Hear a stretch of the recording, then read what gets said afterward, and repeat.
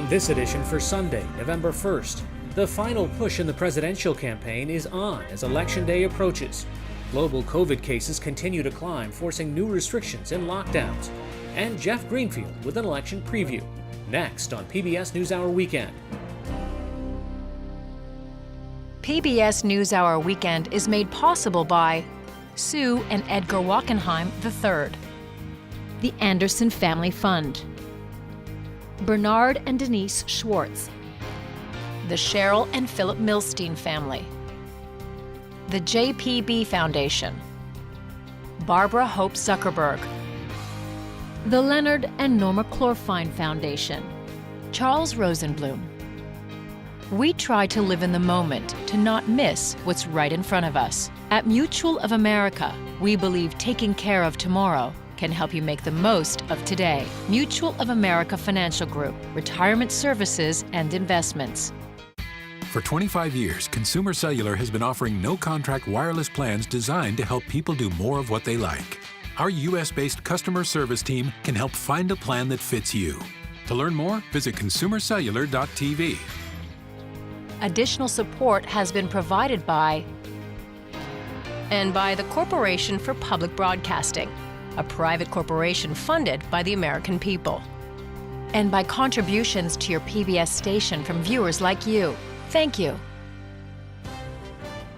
Good evening and thank you for joining us. We are reporting again today from North Carolina, the second day here in this swing state on the final weekend of our Roads to Election 2020 series. There's only one more day before the last day to cast your vote, a day we call Election Day, but that we now know is not the end, but the beginning of counting ballots. Tens of millions of Americans have already voted, but many millions have yet to turn in a ballot, vote in person, and some are still deciding, not just on who should be president, but on thousands of local and state candidates and issues. In addition to our reporting here in North Carolina, tonight we are also going to revisit Pennsylvania, the state where we began our election series 8 weeks ago. That's coming up right after the news summary. Does anybody have a coat I could use, please? This is definitely not the right one. President Trump began a swing through 5 states today with his first stop in Michigan and the last planned for Florida. Hello, Philadelphia. Former Vice President Joe Biden kept his campaign focused on the battleground state of Pennsylvania. He first stopped at a local union office on his way to 2 events in Philadelphia this afternoon. As of this morning, early votes have climbed past 93 million. Voters have already cast more than 2/3 of the total votes counted in the 2016 general election, according to the U.S. Election Project. Yesterday, police in the small town of Graham, North Carolina, used pepper spray on a group holding a Get Out the Vote march. The police said the march blocked roadways in violation of a permit and that the demonstrators were given several warnings to disperse. 8 people were arrested on a variety of charges. And in Texas, the FBI is investigating an incident recorded on a video that President Trump retweeted of a highway confrontation on Friday. A caravan of vehicles with Trump banners is seen following and surrounding a campaign bus that had Biden-Harris logos, but with only local Democrats on board. Texas Democrats canceled several campaign events after the incident.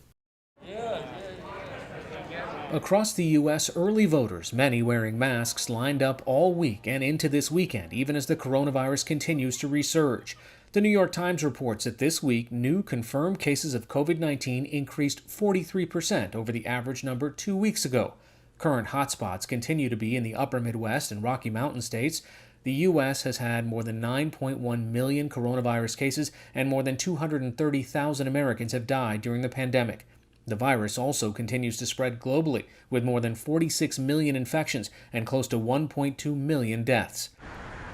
The United Kingdom now has more than 1 million COVID-19 cases and is seeing a rapid increase again, triggering a new nationwide lockdown.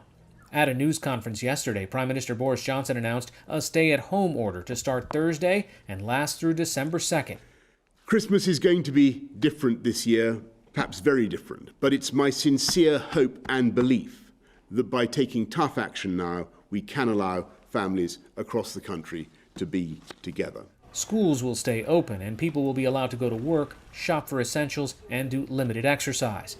The government said it will reinstate an emergency coronavirus wage subsidy. Those temporarily laid off will get 80% of their pay.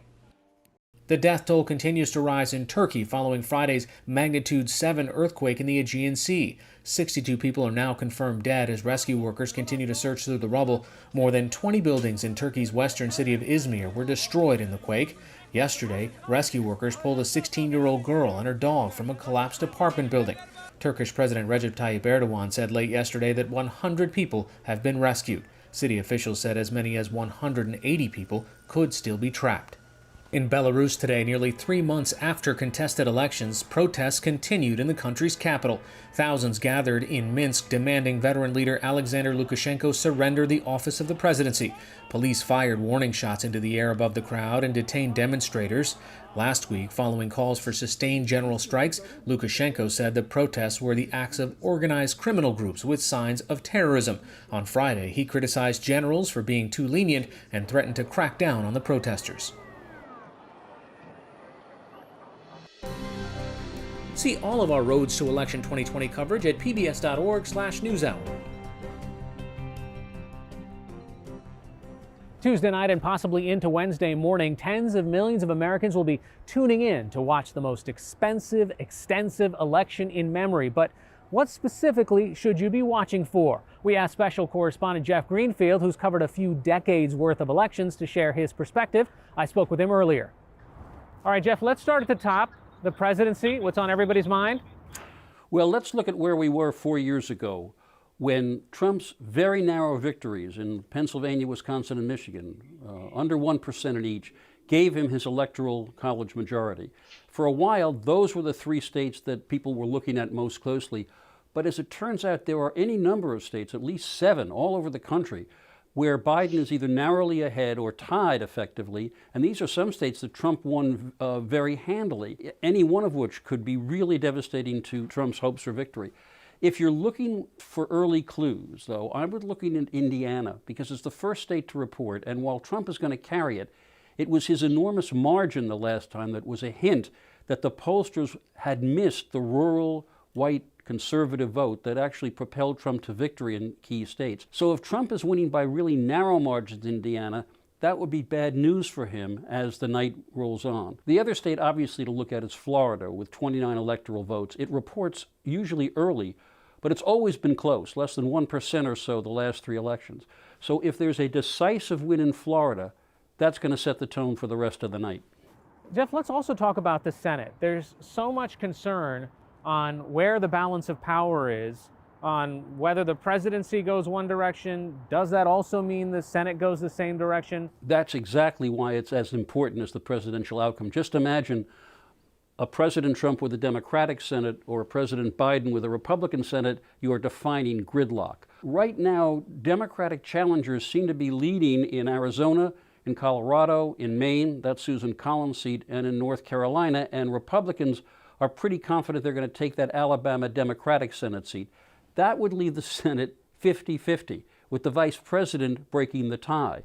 So in that scenario, whoever wins the White House wins the Senate, except that there are 7 Republican incumbents in 6 states who are being challenged very hard by their Democratic opponents, most of whom, unusually, have vastly outraised their Republican incumbent rivals. The one state I'd look at was Georgia.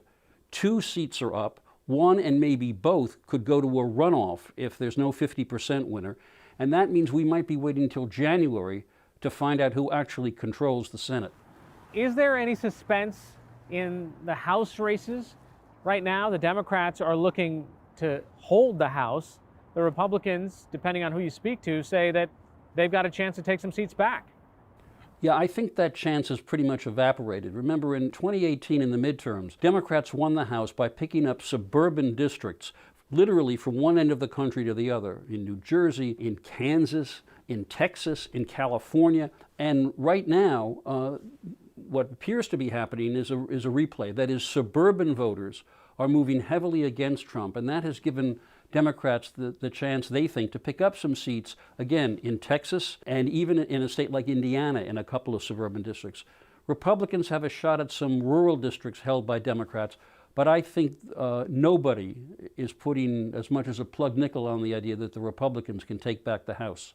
Jeff, the national press and everyone has a tendency to focus on the presidential race, but elections are about a lot more than that. What happens to state legislatures? I think the state legislature races have been the most undercovered important political story of the last decade. In 2010, Republicans were in total political control in virtually every big state except New York and California. So what, you ask? That's where decisions are made about whether abortion rights are eased or limited. That's where labor union power is strengthened or weakened. That's where Medicaid expansion does or doesn't happen. And also because 2010 was a census year, that victory gave Republicans in state after state the power to redraw the lines for the legislature and the House of Representatives. One estimate says that there are 17 extra seats in the House of Representatives because of that Republican dominance at the state level. This year, Democrats think they have a chance of flipping at least one House in Texas, in Michigan, in Pennsylvania, while Republicans are hoping for gains in Wisconsin that would give them such a majority that they could override the power of the Democratic governor. And while I know this sounds kind of, well, who cares compared to the president, remember one other thing. Every key vote that the Supreme Court has to make about issues like abortion, like affirmative action, like labor power, like voting rights, stems from what state legislatures do or don't do. Finally, Jeff, a bonus round. What happens if there's a popular vote that goes one way and an electoral college vote that goes the other? Again. Well, nothing happens constitutionally because that's a system that was set up. But it's interesting that last time Hillary Clinton won by slightly less than 3 million votes, about a 2% margin. Given what we see from the polling, where Biden's going to win huge in places like here in California and New York, and if Trump wins in places like Ohio and Texas, he's not going to get the margins he got last time, which could mean 7 or 8 million votes spread, a percentage of 5 or 6 points, in which you still have the loser of the popular vote winning the Electoral College. And if you ask what's to be done about it, there's no way to abolish the Electoral College, given that you need a constitutional amendment, and there are states who benefit from this current system. There are all kinds of mechanisms that are being looked at to see if there's something to be done about it. But the best thing that I can tell you is, unless Biden wins by more than 6 points, according to the mathematical types, he's in danger of losing the Electoral College. Jeff Greenfield joining us from California. Thanks so much. Pleasure to be here.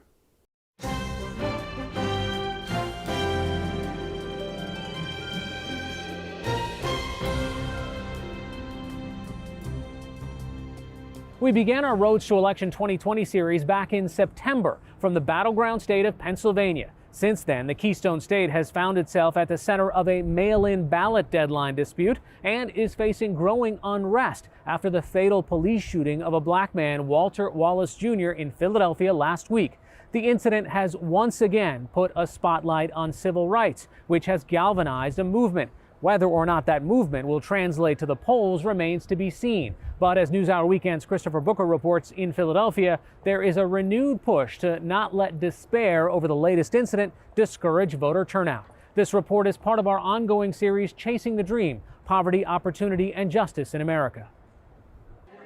It's been a long and difficult week in Philadelphia, the birthplace of American democracy, providing another entry into a tragic U.S. tally. Even though all situations may not be similar, it just still feels like the same songs to a lot of people, you know? So I understand why people are hurting. I understand why people are mad. Pastor Carl Day spent his week in Philadelphia appealing for calm, the first night on the streets with protesters and the subsequent days with congregants and city leaders. I really think that this happened at the worst possible time. You may have some people who may say to themselves, especially in light of stuff like this, when they think that nothing's happening or people aren't really trying to make anything change, some people may feel deflated and defeated.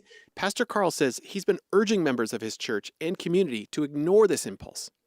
And my advice to them is, don't allow that to happen or overtake you. Still cast your vote. There are ballot questions that are important on the back of that affects us deeply. In Philadelphia, these ballot questions include whether the city should form a police oversight committee and whether the police department should end the use of stop and frisk.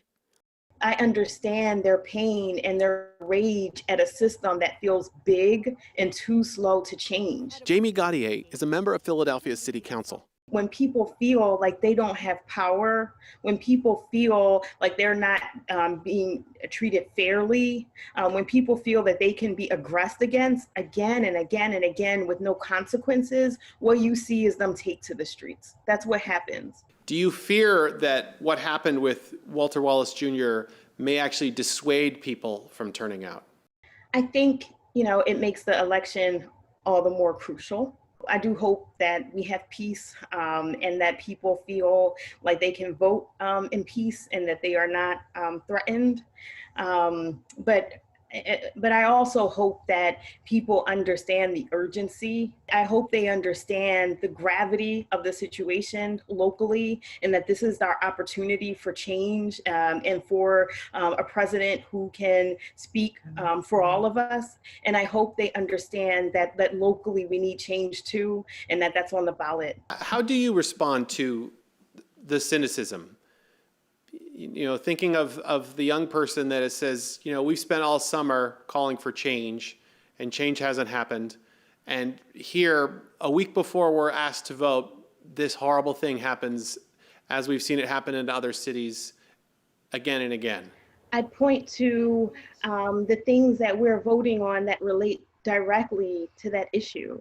One of the biggest challenges here in Philadelphia has been our inability to hold police accountable for their actions within our communities. We're voting for a body that can create more transparency and accountability and give citizens more oversight. And then, we are voting for our health. My residents are dying from coronavirus because of the ineptitude of this president. And so I think it's about talking to people around how this election will shape the way that we live, right? Or don't live moving forward. There is reason to believe turnout in Philadelphia's Black community will be substantial. We have had record numbers during this election cycle. Over 1.1 million people have been registered in Philadelphia, which is the greatest number since 1984. Brittany Smalls is the Pennsylvania State Coordinator at Black Voters Matter and Capacity Building Institute, a voting rights group formed to increase the power of marginalized and predominantly Black communities. We asked for the call of the young people to be involved in this current cycle, and they're doing it. Of course, there's an increased effort amongst Black women. We still have some Black men that are not really engaged in the process, and we understand their concerns because they've been unheard for so long.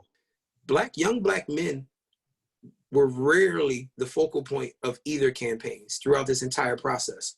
So how could you expect the demographic of people to be excited, motivated, or even really feel compelled to want to vote when, the only time we're brought up is when it comes down to talking about prison reform, because Black men are associated with prison.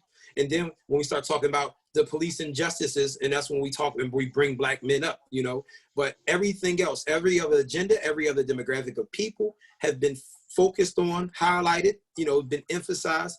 And young Black men are sitting here saying, okay, so you still didn't talk about this. Tuesday's election, with results that might not be decided for days, may not bring the immediate action that people are calling for, but it does give Philadelphians a chance to vote for change in their communities. For Pastor Day, that's a start. These are the things in which people still should get out there and put that ballot together and still cast their ballot, because otherwise you'll have politicians that can say, hey, we put the bills out there and we asked people to check yes or no. Majority of the people didn't say yes, so we felt like it wasn't needed. Philadelphia will begin tallying mail-in and early votes, as well as Election Day votes, at 7 a.m. on Tuesday.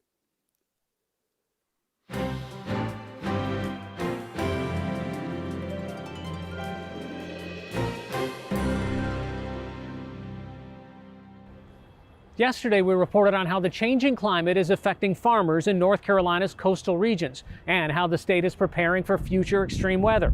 I recently sat down with Drew Shindell, Nicholas Professor of Earth and Science at Duke University in Durham, North Carolina, for a more extensive look at climate change and the links between science and policy. Well, I think one of the things we're seeing is that if you ignore the science and you wish that it would go away, that doesn't really help. That doesn't solve the problem. And so we have an even harder job as climate scientists. We have to convey to people that there's a real danger but it's a really slow-moving, diffuse one rather than right here and now. And so it's hard to convince people already. I am hopeful that the lessons from the pandemic will show people both that it pays to listen to science and that if we change, we can get a real response right away. We've seen the air get much, much cleaner, for example, by controlling our emissions. So some benefits happen very quickly. In this election, the conservatives and the Republicans paint the potential Biden administration as one that will do away with fossil fuels. But on stage, Vice President Biden has said repeatedly that that's not the plan, right? In a weird way, whether he's trying to thread the needle or not, it seems that fossil fuels are still going to be a significant part of the mix for American energy for several years. Is that changeable? Should that be changed? Well, I think the science is clear that we need to get out of fossil fuels as quickly as possible. In particular, coal is the dirtiest fuel. So we should be getting rid of coal within the next few years at most. But obviously we've got hundreds of millions of cars and we're not going to switch them all to electric within, say, 2 or 3 years. We need to build the infrastructure. We need to get people to buy and change out their old cars. So there is a lifetime. I think that the emphasis really should be on not continuing to build fossil fuel infrastructure when we know that we should be moving towards phasing it out. And that Biden is correct. There is a phase out time. Even if we want to get rid of fossil fuels, it's not going to happen on a dime, other than coal, which really should and could go away very, very quickly. Well, when you study this and in the longer arc, where are we? We sometimes we hear these numbers about here's the window where we can make change, here's the tipping points that we've gone over. How are we doing in the type of steps that we need to take to prevent some of these sort of catastrophic potentials? Unfortunately, I would say we are doing very poorly, and that we have been warning the world for decades now that it's time to take action. And we've now waited so long that we're already seeing the effects, right? The hurricanes, the wildfires, the droughts in our country. And so we are in a state where we have waited past the time when we could have avoided most of the impacts, which doesn't mean that we don't still get a lot of benefit by taking action. But we have waited too long. With the only positive side to that is that the prices have come down so much that, for example, in the US, we've had no real federal policy, and yet our carbon emissions are going down simply because costs favor renewables. So in that sense, we're in a good spot that we have the technology for electric vehicles that go long distances. We have cheaper ways to generate power, right? We know what to do now, and the economics are in our favor, but we're starting from way behind. I mean, you're in a state that could benefit tremendously from renewable energy. You've got a massive shoreline that can give you a lot of wind energy. Pretty sunny state. Very. Right? But there are still plans to put in gas extraction in this state when it doesn't necessarily need to be that way. That's right. And we're not a state like Pennsylvania or Texas or Oklahoma where there are fossil fuel jobs here. What we really have is this problem with vested interests, the power companies, that make their money not by selling electricity, but by constructing big equipment. And so it's a strange setup with the monopoly we have in North Carolina. And it's something that made sense many, many decades ago when you wanted to electrify rural parts of the state. But now building infrastructure is not what we need the power companies to be doing. We need them to be building clean infrastructure and shutting down dirty infrastructure, but they don't have a financial incentive to do that. So I think our state really needs to realize this and start pushing to exploit the renewables that like you said, we have great potential for renewables. We need to exploit those and move away from fossil fuels. Drew Shindell, thanks so much. Thank you for having me.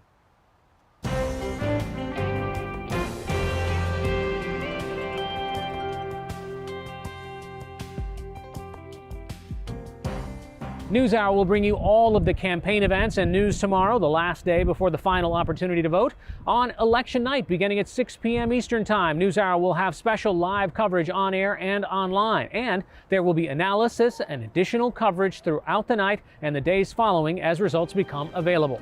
That's all for this edition of PBS NewsHour Weekend. For the latest news updates, visit pbs.org/newshour. I'm Hari Srinivasan. Thanks for watching. Stay healthy and have a good night.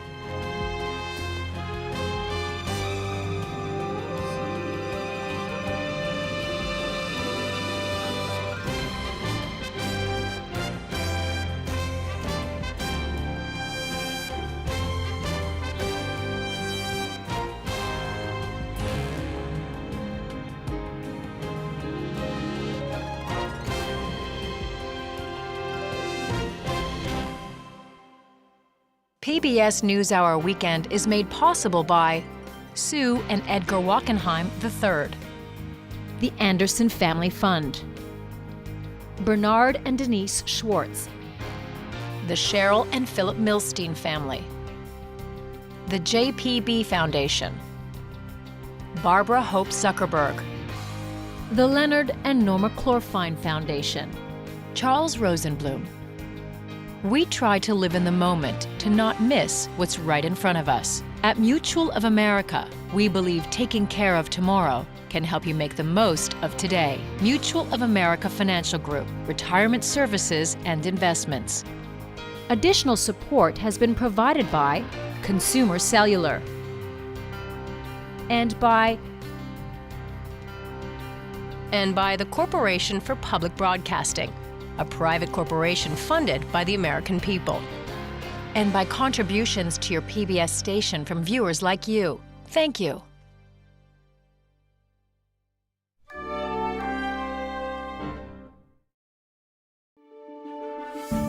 You're watching PBS.